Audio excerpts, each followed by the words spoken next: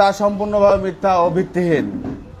প্রিয় সাংবাদিকবৃন্দ, আমি গত 21/1/2025 তারিখে আলিমউদ্দিন পিতা তাহের উদ্দিন সাং সাইবার পোস্ট কাঁঠালবাড়িয়া উপজেলা দুর্গাপুর জেলা রাজশাহী এর নিকট হইতে প্রতি বছর 50,000 টাকা বিঘা মোট 78 জমির লিজ নিয়ে মাছ চাষ করিতেছি।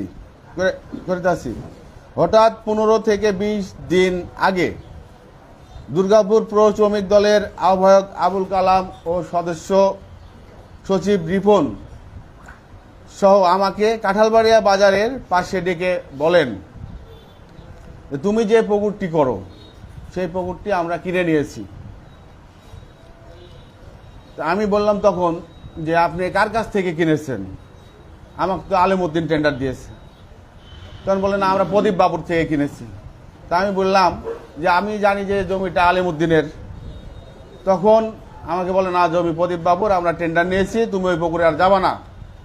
তখন আমি বললাম যে ভাই, আপনারা এটি 10-12 জন লোক আছেন, আজকে ডাকিছেন 10-12 জন আপনার মন মতোই, তাহলে আমার তো 2-4টি লোক ছিল, আমি ডাকি উভয় মিলি কথা বলতাম। তো বললো না,